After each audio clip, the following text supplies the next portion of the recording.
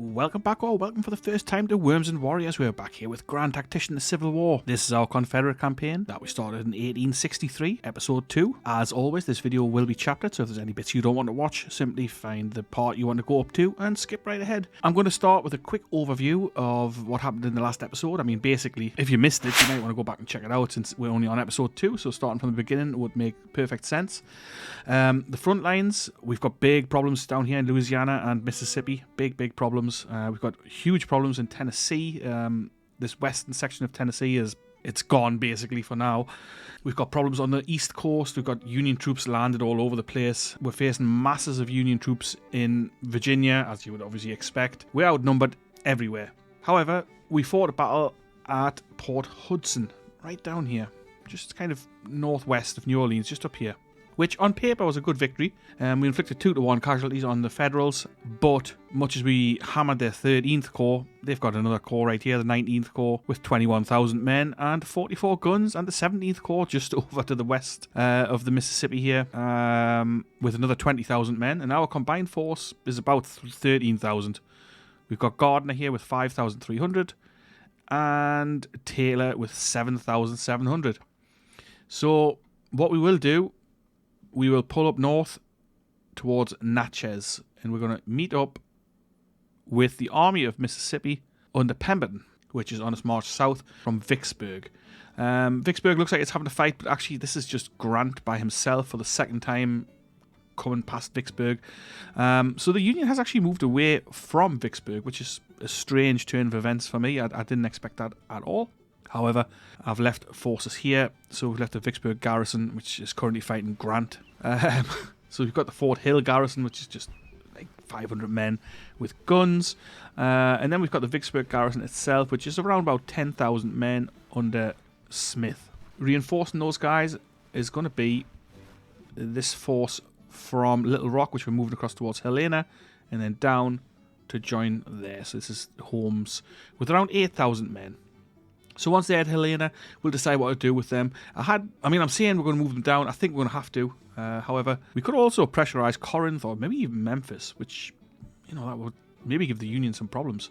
But they do have 16,000 men up here, the District of East Arkansas. So realistically, what can we do with 8,200 men? Not that much. The situation in Tennessee is dire. We've got, let's just see here. The Army of Tennessee, 45,000 men, spread between Wheeler's Cavalry Corps here, so 8,300 men off to the northeast under Wheeler. Forrest has got 3,500 men, which are currently heading towards Corinth. However, Union Cavalry Corps come down, and that's 7,700 men. Can we fight them with Forrest 3,500? Not really. We've got 2 infantry corps here. We've got Hardy with 14,000. And now we've got Claiborne. That was Polk, but I've replaced him with Claiborne with 14,800 men. Polk has gone off down here. He's got a corps in Georgia. A corps, 5,000 men. So I've kept him down here because we do need troops down here, but in the grand scheme of things, I'm keeping him out of the way. Beauregard is in charge of the Army of Tennessee, and Bragg is available for command elsewhere, I suppose, but I haven't given him one yet. We've got Buckner Sr. over here, 15,300 men. They need to stay in the vicinity of Knoxville. We can't really lose this as it stands. I mean, they're guarding the Cumberland Gap as well, of course. That's where we are. Just before we carry on, if you are new here, why not hit that subscribe button, follow the series along. And I would like to call out one of my channel members who's just become a Brigadier General level. So, Grimwolf, thank you very much for that. So that's a promotion from Captain to Brigadier General. Not a bad jump. If you'd also like to become a channel member, you can do that from as little as 99 pence per month. I think it's also 99 cents. I'm not sure how it works on the American side, but it is from 99 pence, so less than £1 if you were wanting to contribute to the channel and want to have a bit extra say in the campaign maybe, or have a custom commander in the next campaign. I'm happy to do that for you, of course. So if you want to become a channel member, go right ahead and do that as well, which is precisely what these people have done on the screen. Thank you very much. So next up, let's talk about what I've done here between videos. I have added a few units. Let's have a quick look. Project Lest We Forget. Let's start here in the east. We had a bit of a problem finding the commander that you were after, but we've managed to come to a bit of a change with that. So let's have a look who we've got. Cannon, Henry A. Cannon. I think that's the guy you want. So we've got him in there, in charge of the 1st Georgia Regulars, his usual unit, but the colour seems to have changed. I'm sure he normally has a different colour, but did I not do that last time? Is it olive green you normally have? I think so. I'm not sure. If that's wrong, let me know, please, because I can't quite remember. But anyway, we've got the 1st Georgia Regulars here, now under Henry A. Cannon. Usually he has these guys under Gordon, but for some reason, Gordon is not in-game. I've shuffled the divisions around slightly, so I've moved artillery away from some of the infantry divisions and so on. So the Army of Northern Virginia we've got here with 67,000 men, which looks like a formidable force, but they are spread out across here. I mean, it's a real problem. The sheer number of troops we're facing over the river here is crazy. I mean, the Union Corps are quite a bit smaller than ours, but there's a lot of them. 76. I mean, actually, the numbers seem pretty even. They've got the Army of Washington as well, of course, which the AI probably won't keep over here. Army of the James, another 40,000 men. So, I mean, they're not exactly short of men, put it that way. We've also got the 7th Corps down here, 4,000 men, kind of threatening our eastern flank of Richmond, which is definitely a problem. So the Department of North Carolina, I've strengthened them a little bit. I've taken one of the brigades from Fort Fisher, and I'm moving them in here. It's only 1,000 men, but that's going to bring DHL up to 12,500, which, yeah, I think that's a decent force. I've also organised these guys into 2 divisions, and I've added in the British Volunteer Infantry for Prattman Risers, who requested these guys on the Discord. So if you want to join the Discord as well, I'll pop a link in the pinned comment, so come and say hello on Discord. I've left him under Colquitt. He's a very good commander here. Look, you can see he's an old hand. Pretty good stats. I mean, he's not very famous, but he's got good stats across the board. He is a political officer, but I think he's the kind of guy who'll do very well. Enfield muskets as requested as well. We also have the 1st New Zealand Expeditionary Force, which is, let me just see here, in one of these corps. Ewell's Corps, I think they are. Let me just double check that. Yes, there they are. The 1st New Zealand Expeditionary Infantry under Julius Daniel, and this is for Park Era NZX. So there you are, sir. Another decent commander. I'm sure they'll see some action here in this Army of Northern Virginia. I don't see how they won't. Again, armed with Enfield muskets, and these boys are from North Carolina. And that's it for new units, I believe. Yep, that's pretty much it. So the plan remains to send a division from the Army of Northern Virginia to the Army of Tennessee. I mean, these guys are on the back foot. And to make matters worse, readiness is terrible. I mean, red. Van Dorn is up to yellow, but I mean, the readiness for these guys is so low. They're basically not going to go anywhere. So we're going to have to sit tight and see what the Union does here. These guys aren't really in any shape to fight. I'm bringing Wheeler down to come and join these guys because those 8,000 cavalry will make a difference. My main concern at the minute is this area, simply because we're going to end up losing all of Louisiana at this rate. We've got the 15th Corps with 17,500 men moving on Shreveport, where we've got Kirby Smith's headquarters and nothing else. They also have hardly any supply, low ammunition. Unhappy, I'm not sure why exactly. I've recruited 3 brigades into here, but they're not going to be there on time. 44 days. These guys are all coming, the tiny brigades from Missouri, so 40 support. So God, I don't know how well they're going to do. We've got some artillery and we've got 2 infantry brigades, but I mean, realistically, are they going to get there on time? I don't think so. Further out west, we've got the District of the Indian Territory moving up towards Fort Smith. Basically, we're in trouble here. So recruit wise, let's have a look. I mean, I had thought on recruiting some guys into here, but we've got hardly anybody available. 13,000 volunteers, all from states with really low support. West Virginia has 40 support, so maybe we can get some troops out of there, but I don't know. I really don't know. So the first thing I'm going to do before we get started here, I'm going to actually get onto the army. We want drafts coming in as replacements, not volunteers. Drafts. So if you change the army, the overview here, if you change that to drafts, that means that draftees will come in here and take the place of, fallen men or whatever. So we're going to go ahead and do that for all of these. Because we have no volunteers in a lot of states, so that means that we're likely to not get replacements coming through, so we need to have draftees coming.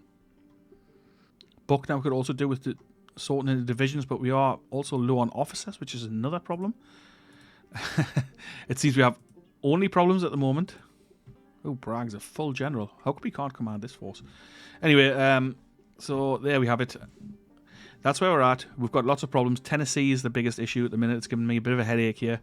And I've been thinking about it throughout the week, which, it sounds a bit sad, but I genuinely have. It does play on my mind a bit. I'm going to press play. I'm going to see what happens.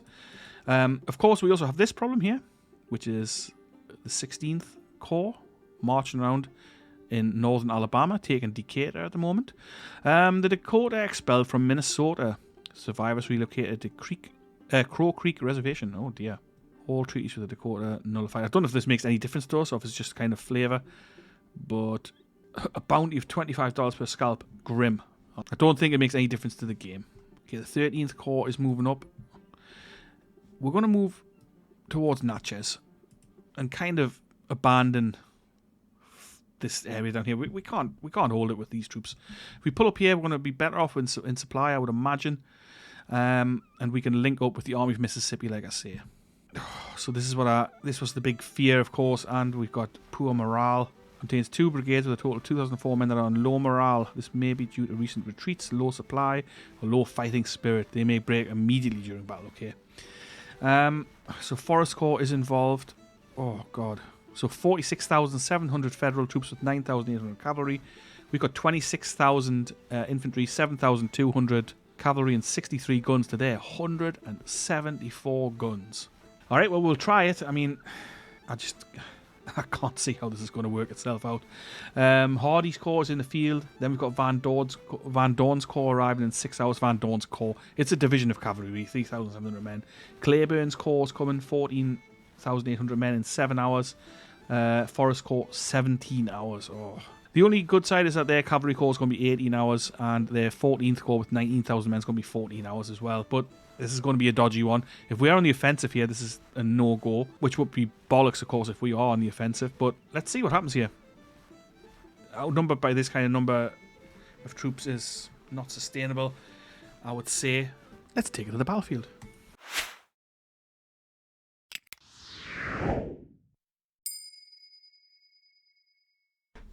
Okay, so it is at least a defensive battle, so we have got that. But, how are we going to win this? It's just, I really don't know.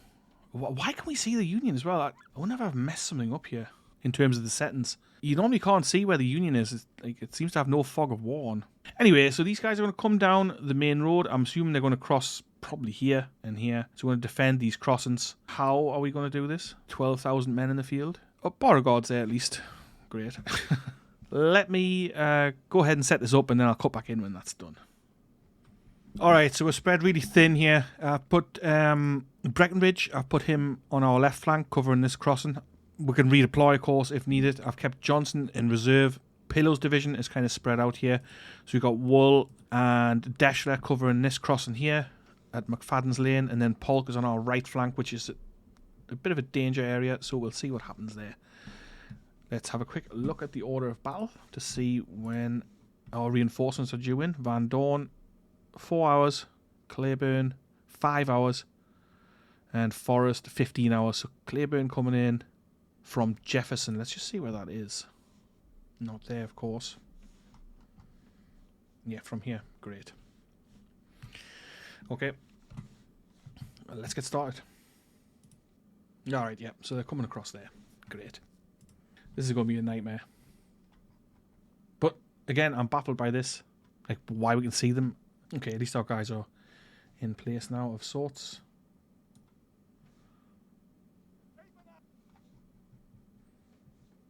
I must have turned the fog of war off. It's not something I normally do. I'm going to keep these brigades in place just in case their reinforcements come before ours. And then strike us on the flanks. However, it does mean we're hugely outnumbered on this right flank. They've got 25,900 in the field at the moment, our 12,000. So Pillow's arrived here. The guns opening up. Breckinridge's artillery. Not that I expect them to be effective at that range, especially not with them being crappy 6-pounders, which I should have really looked at before the fight and upgraded. That's the whole division up here. In reserve. Maybe to see what we do.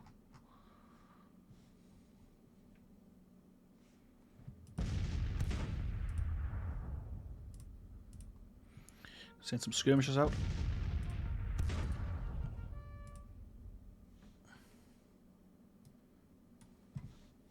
See if we can disrupt the enemy.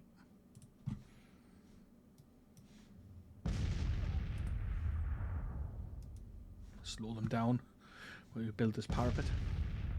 Or breastworks, whatever it is.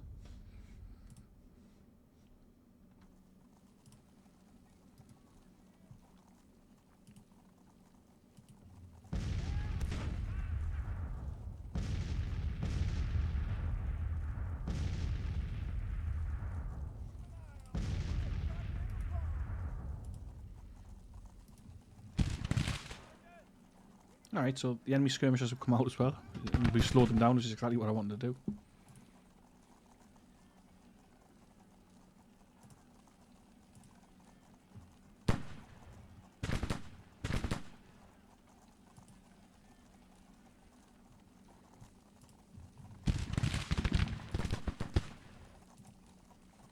Pull them back. You're never going to win a fight like this with skirmishers, so, you know, we're not really wanting to engage them if we can help it.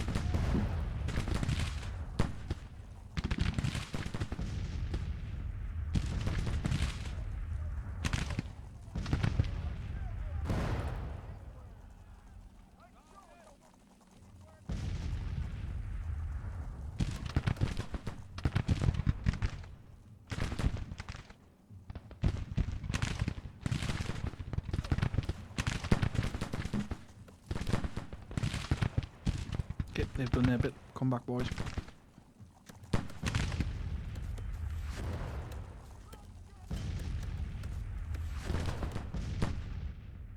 There's another division on the march now as well. And they've got more reinforcements up.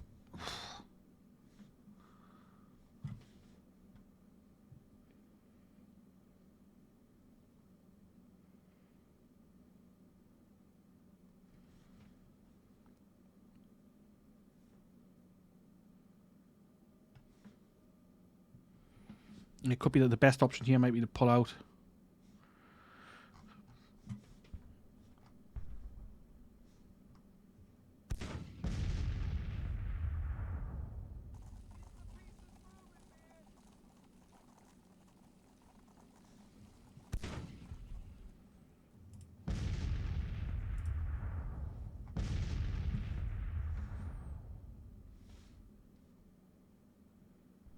Yeah, there's no way we can do this.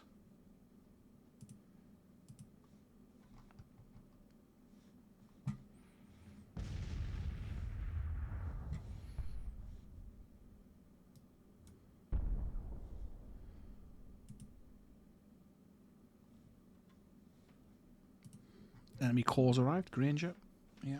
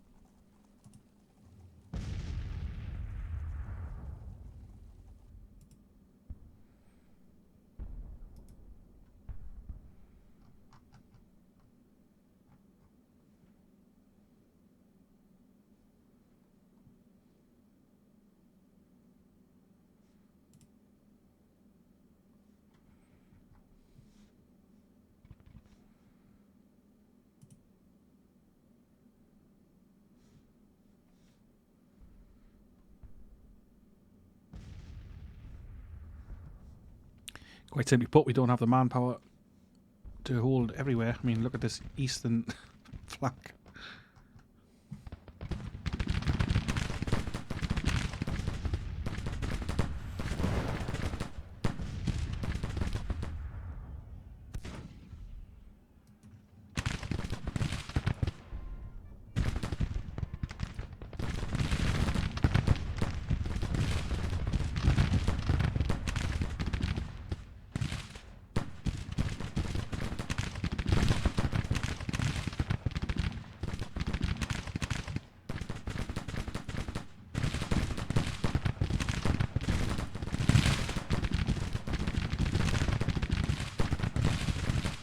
We'll cause what damage we can and then see if we can slip away. Oof, good lord.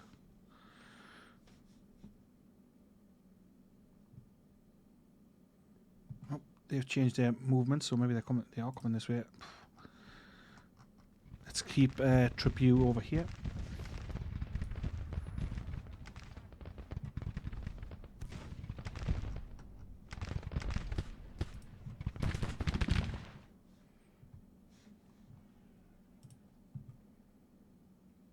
Alright, so hell, pack that first attack anyway.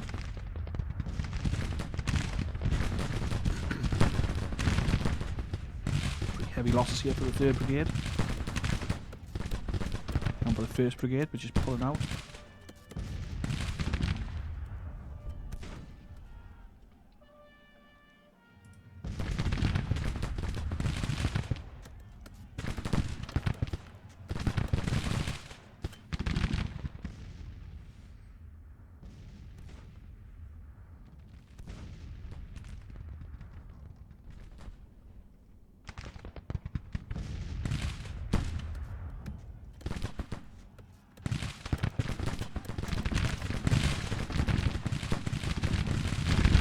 I mean, the one thing we have going for us is it's defensive, and our units are a little bit more experienced than theirs, but not lots.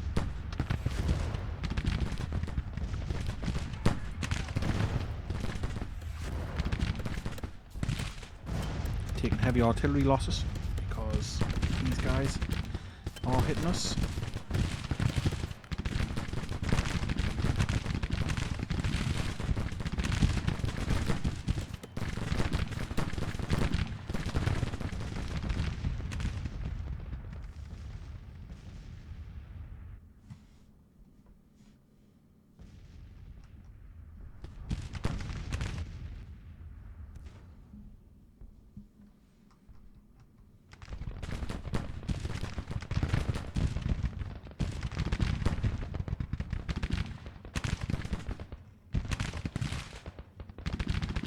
Almost 3-to-1 casualties here, which if we can keep this up, that's kind of what we need.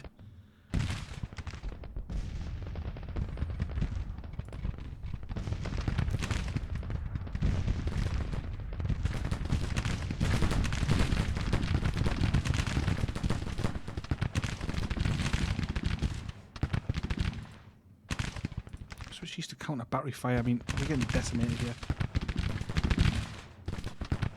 It never really works.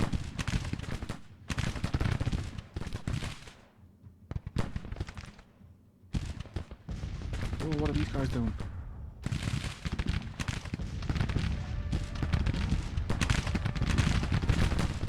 What are they doing?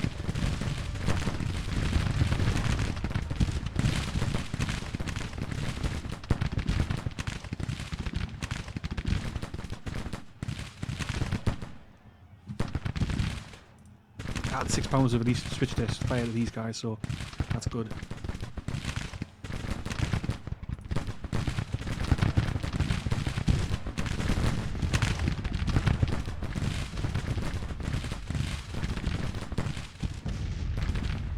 Take a leaf out of the AI's book and pick up these guns that have been dropped by one of our infantry units.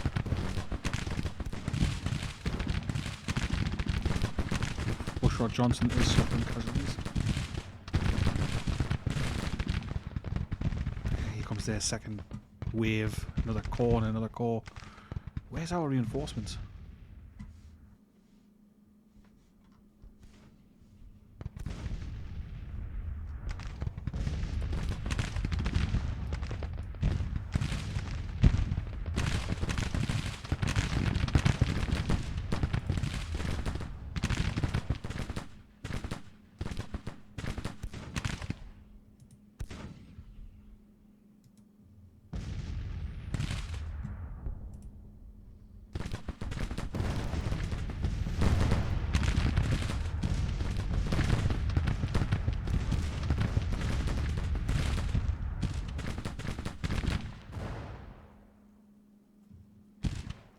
One good thing, it's almost nightfall.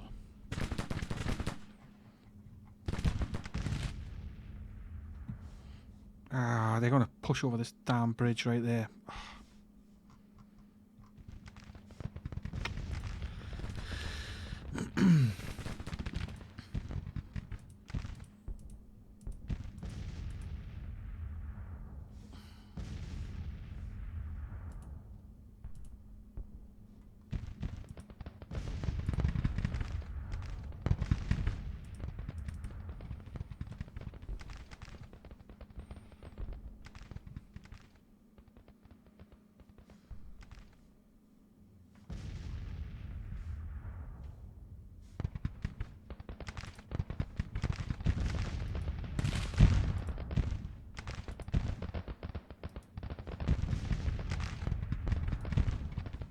Come on, I said counter battery fire.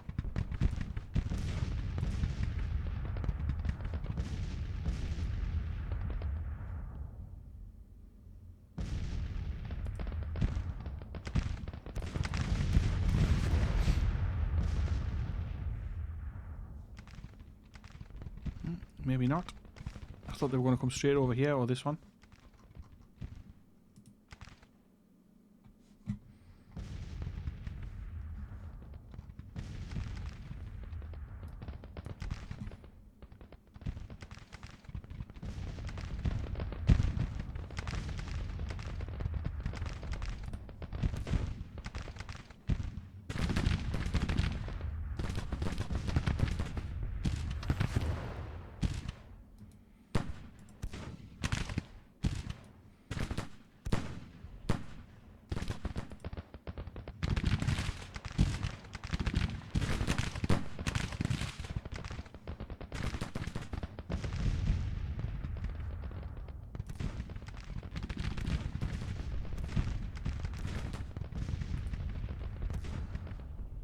Finally, some reinforcements. Van Dorn's arrived.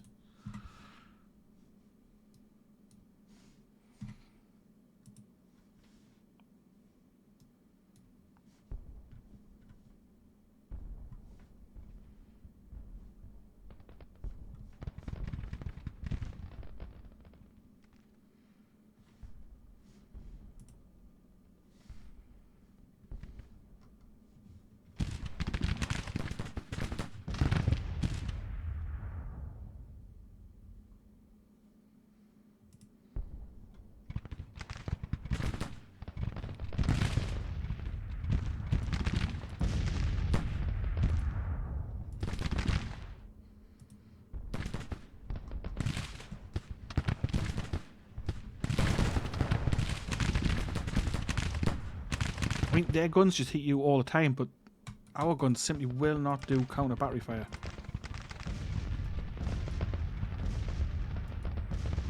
They just won't do it.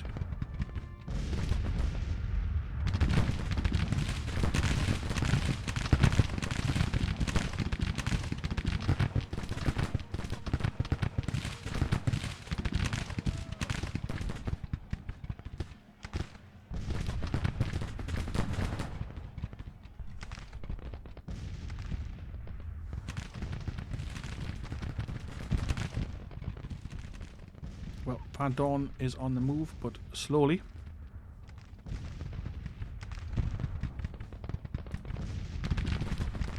I mean, who's he even shooting at? Idle. Fire!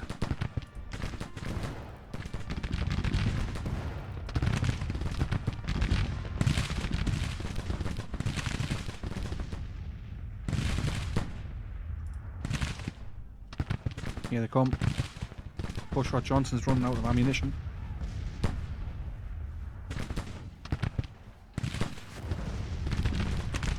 So's Polk. That's Lucius Polk.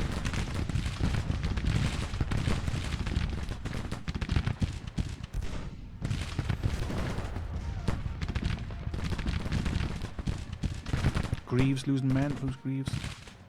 Oh, Graves. Artillery, yeah. I mean, what can I do with it? Nothing. We're getting shot to hell by their artillery. Oh, nice, we've broken them.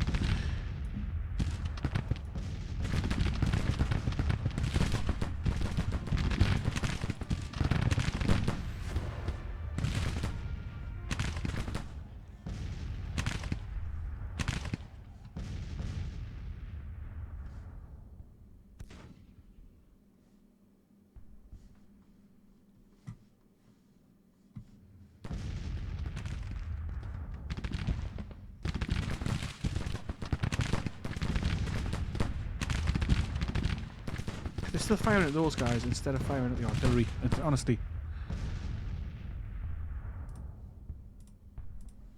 I'm going to send some skirmishers out to see if we can drive these guns off.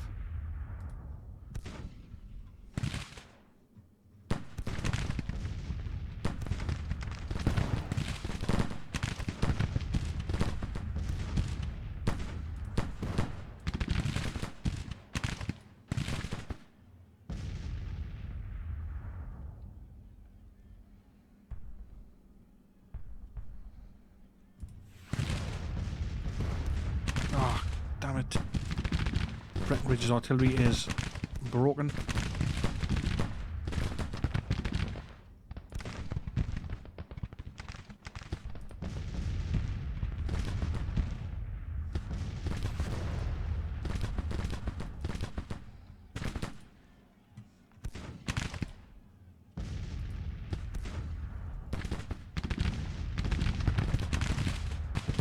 Trimmed but demoralised. That's our artillery division there.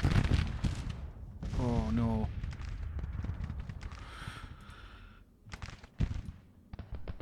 Okay, so they're coming out here to try and cross on our flank, which means we've had to open up our flank this way. I mean, come on.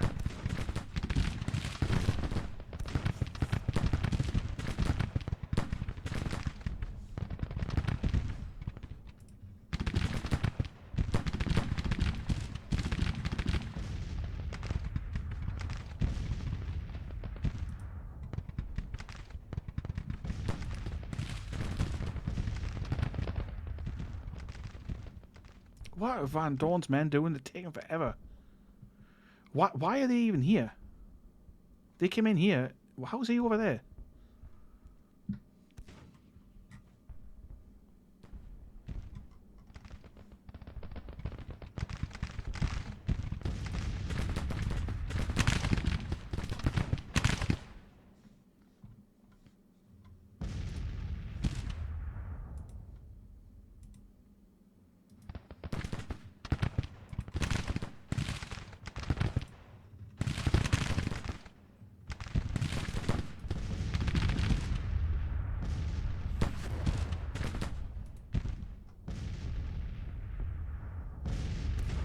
Alright.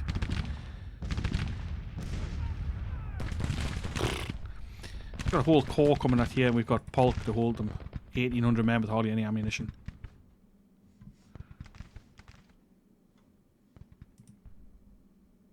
Van Dorn's men still out for a stroll here next to the Lebanon Turnpike. I mean, why? Just get moving. There's a battle going on here.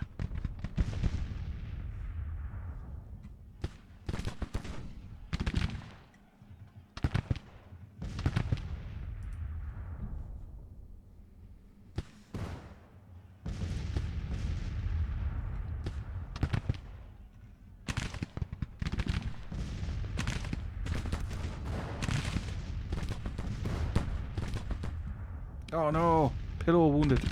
Division commander, just great. How is he wounded?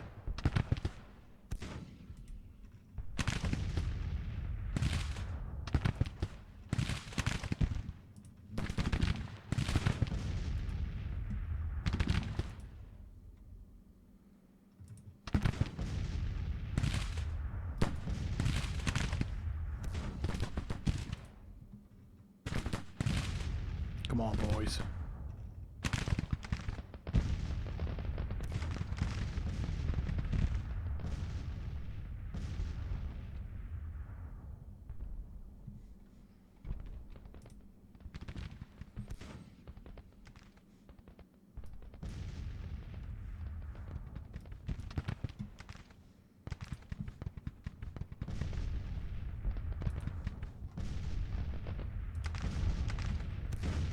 Claiborne's arrived. Okay, excellent.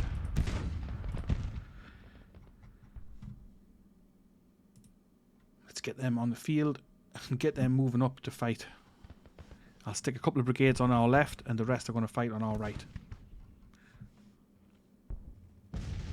We have managed to drive these guys off, which is nice.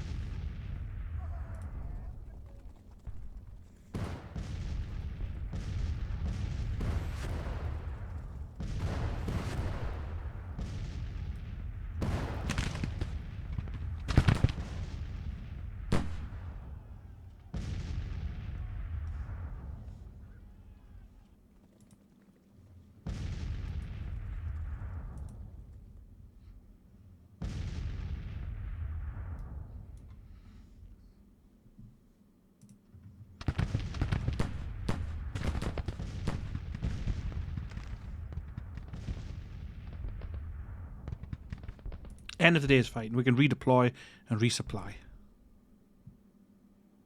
So I'm going to redeploy our guys and we'll go from there. Okay then, so I've no idea what the AI is playing at here. Their units are all bunched up here, all along this line. I'm keeping Tribute over here with some skirmishers. I'm keeping Withers Division in reserve, and Woods Brigade is kind of guarding this crossing. Van Dorn's over here. And Forrest has arrived as well from somewhere. Forrest is up here. However, you can only...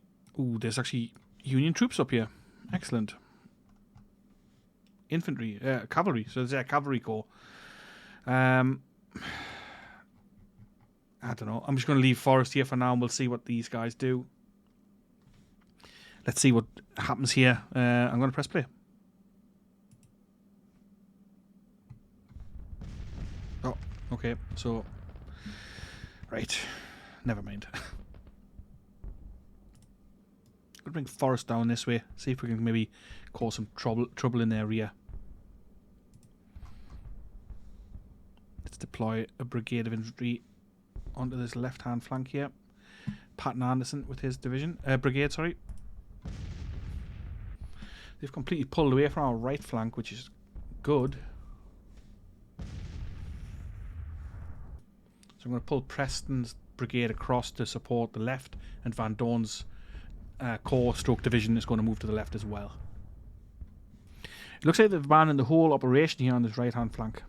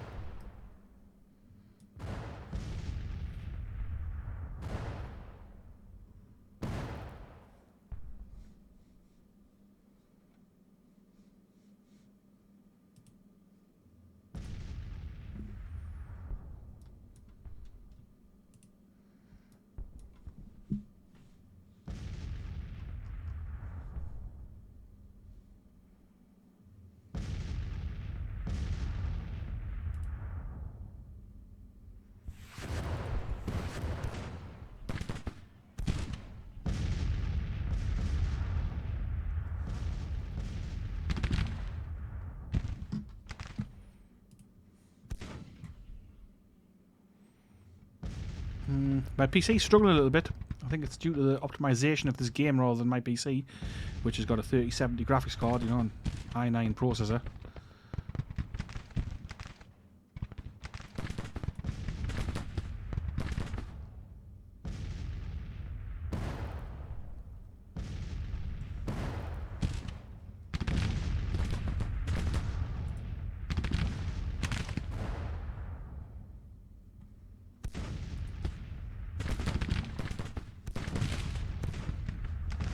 Okay, here we go. They are coming to hit us.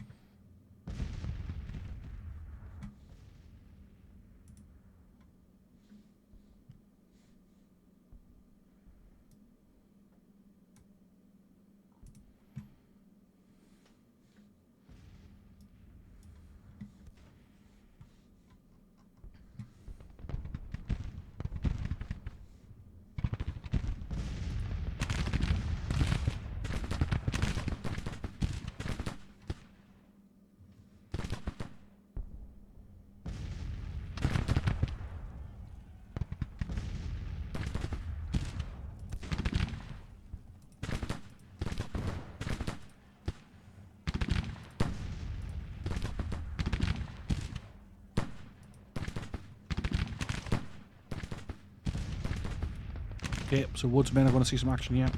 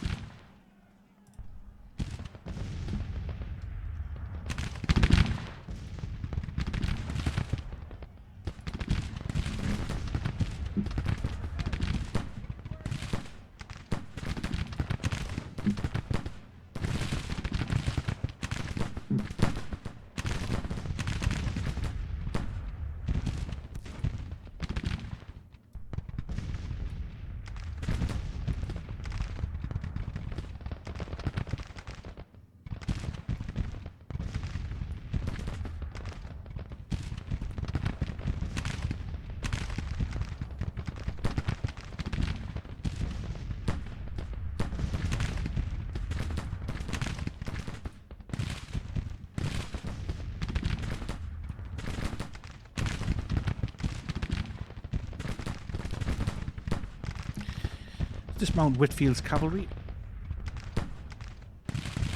Get them in some loose order. Let's get them on this flank here.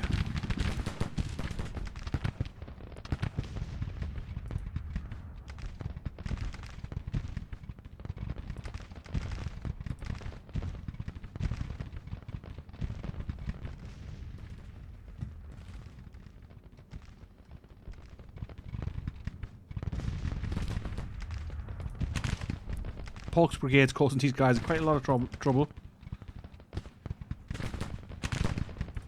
Tough ask for these Federal troops to cross this ford under fire from 2 directions.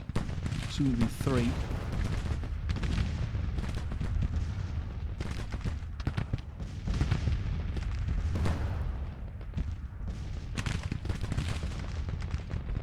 Battle's a mess.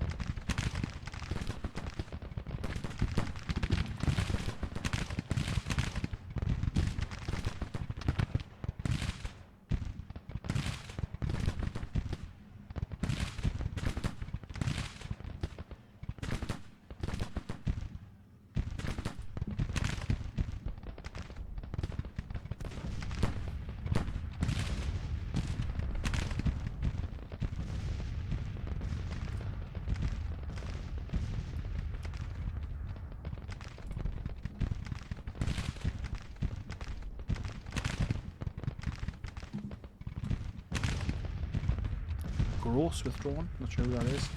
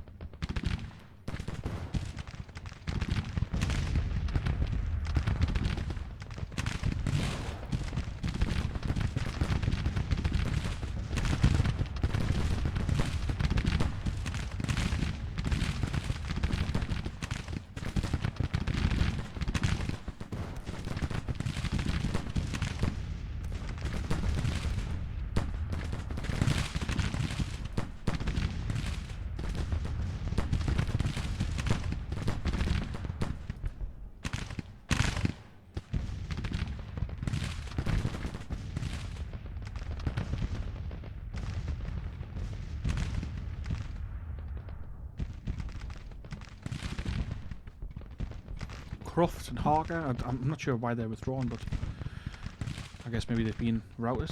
We'll see, I suppose.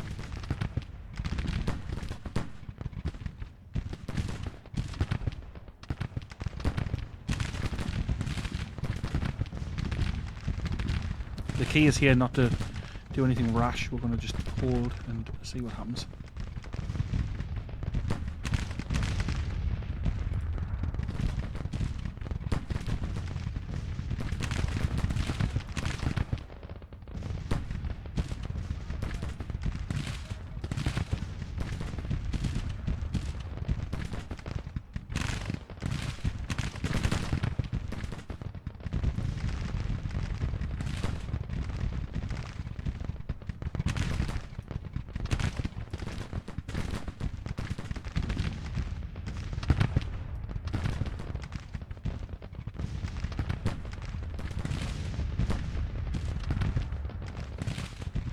Well, right flank's held really well.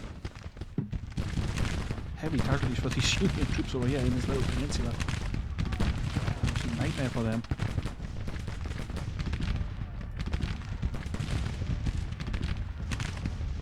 We'll take it though.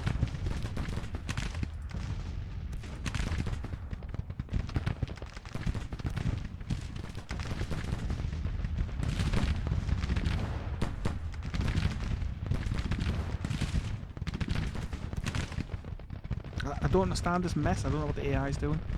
It's not usually this bad. And he's not normally amazing, but it's not this bad normally.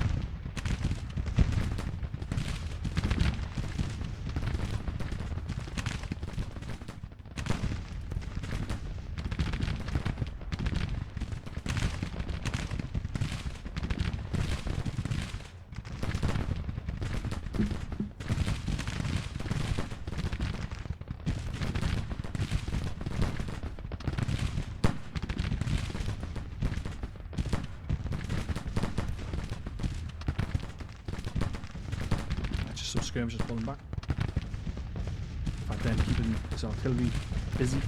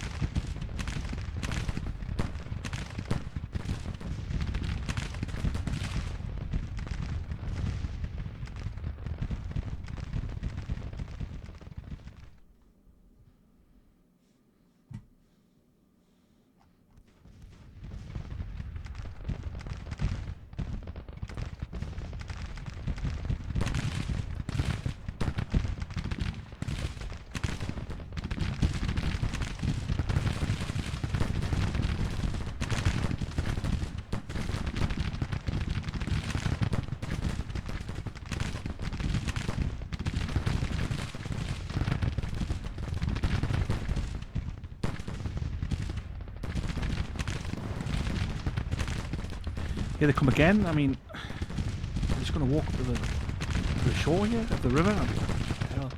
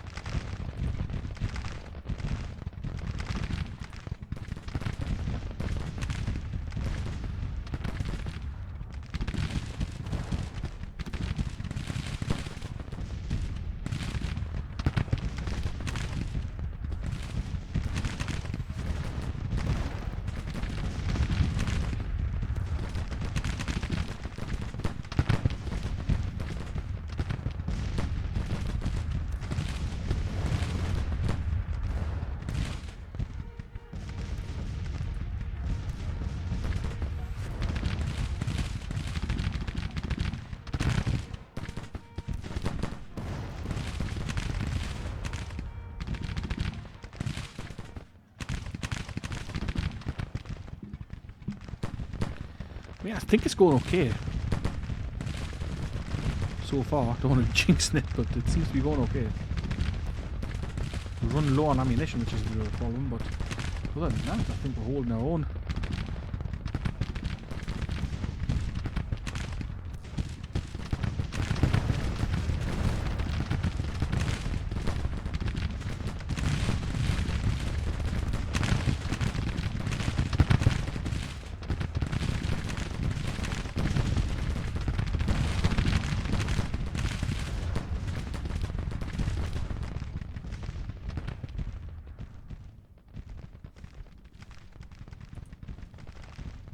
Forest Cavalry is almost here.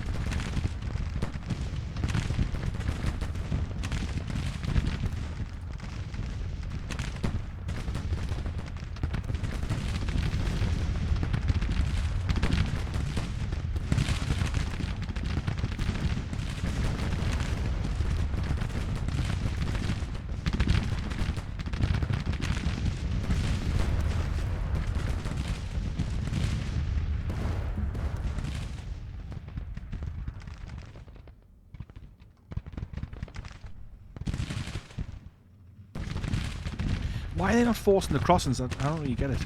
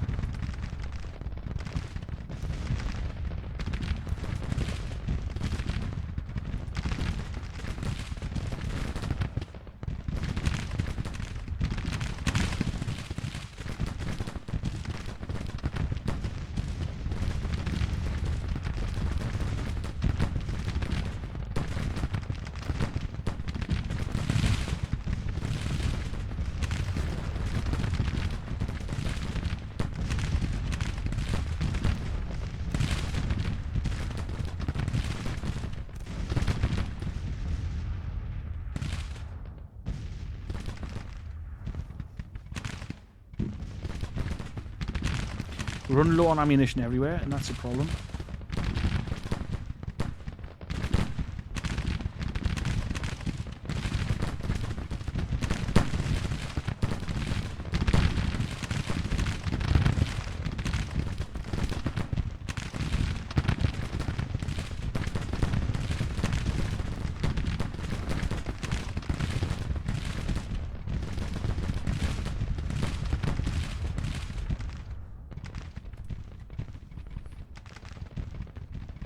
Forest boys along here.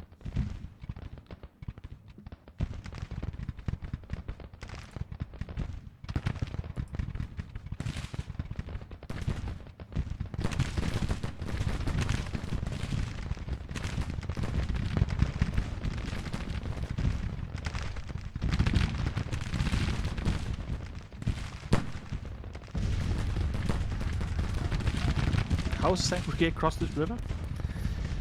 Well, I don't know.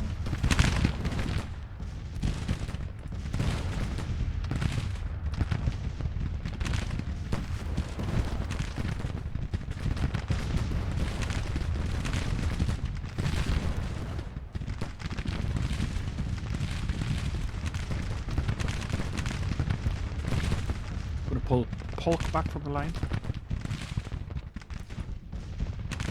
And fill that gap with Preston's brigade.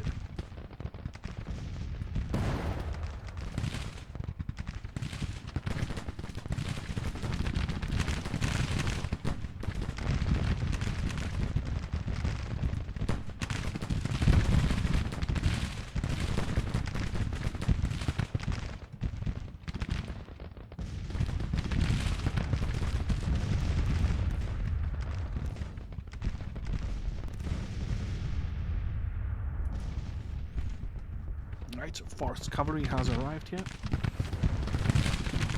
What weapons do these guys got? Enfield musketoon and Enfield rifle musketoon. Nice.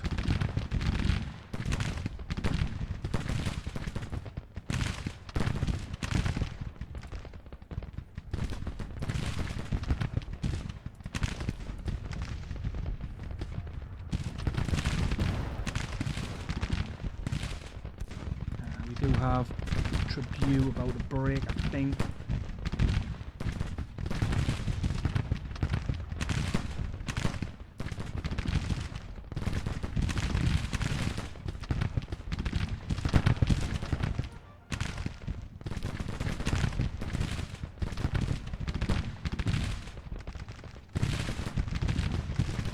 Damn it, Breckenridge wounded. What's he doing right at the front? And there goes Tribute, damn it.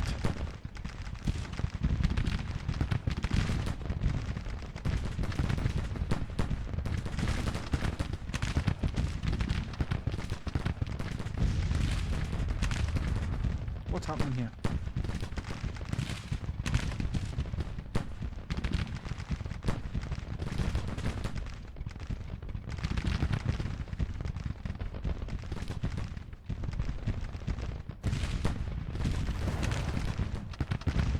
Looks like their cavalry's doing some Napoleonic style cavalry charges, you know, which obviously didn't really happen in the Civil War. It's just bullshittery in the game.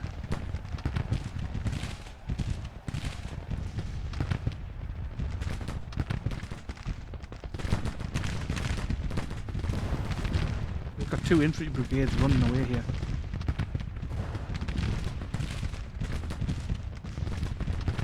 Anderson's brigade and Tribhue's brigade.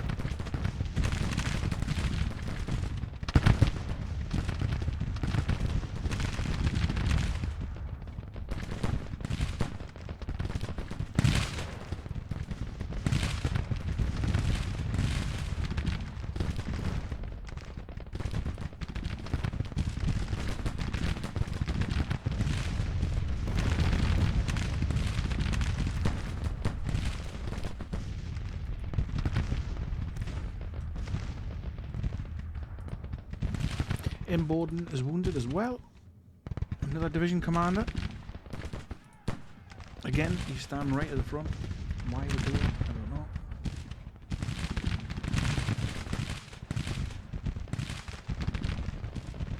Oh no.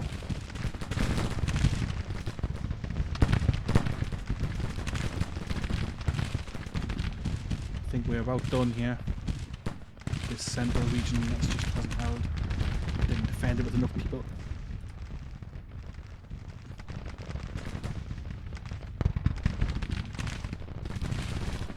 I did move Lucius Polk across, but he's got no ammunition.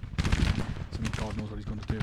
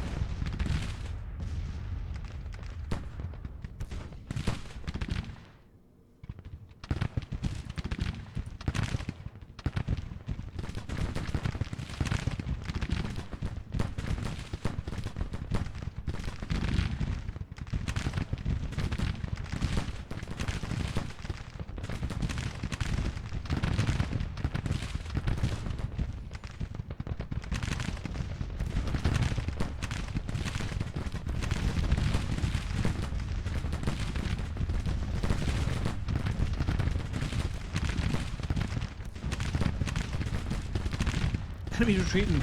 About time. I cannot even believe that. This was a massive, unbelievable fight.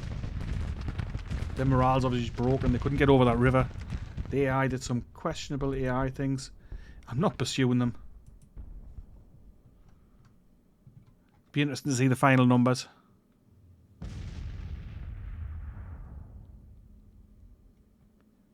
A huge victory for us, but this was crazy.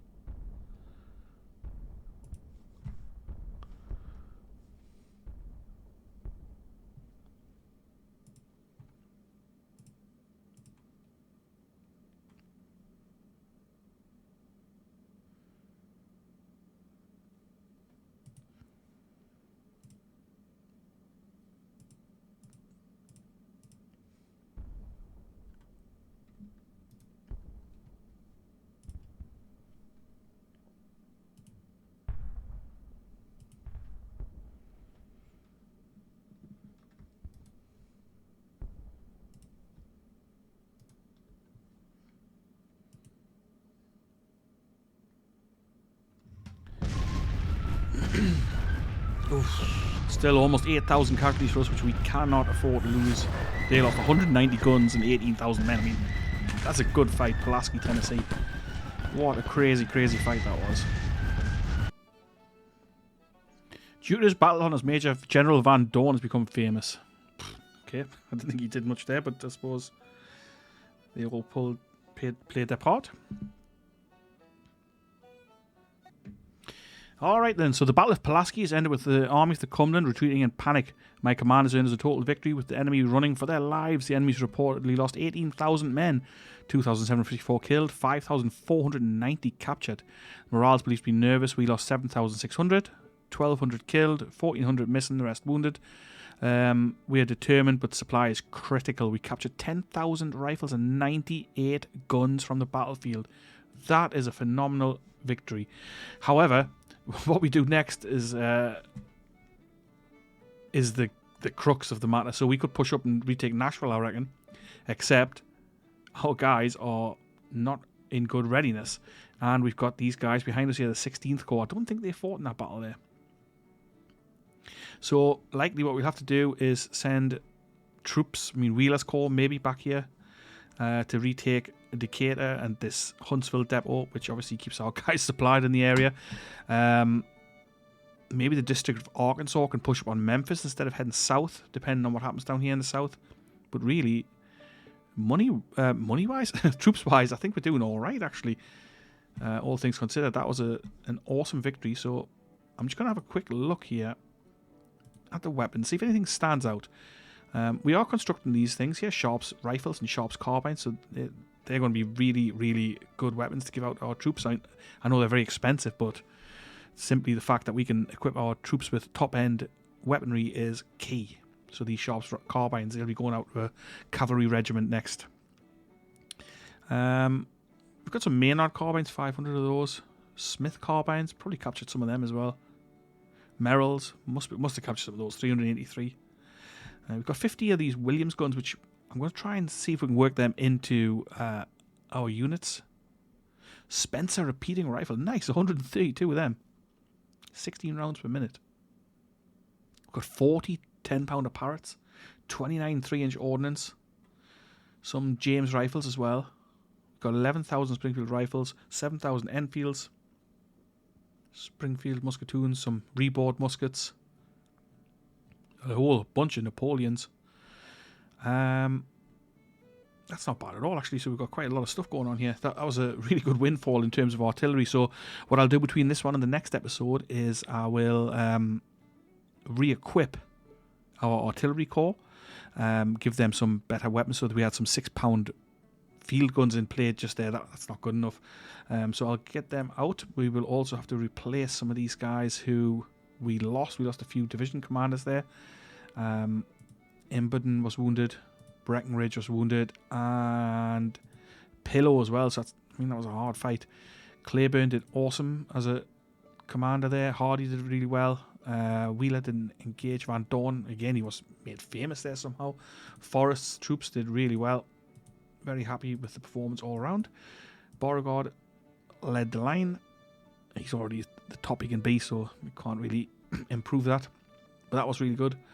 If you've got any idea on strategy, do pop it in the comments and I'll take a read and see what you think. Do we need to deal with this Decatur force? Do we need to push north, take Nashville back? Do we need to send troops to support this area? I know we lost 7,000 men there, which is not great.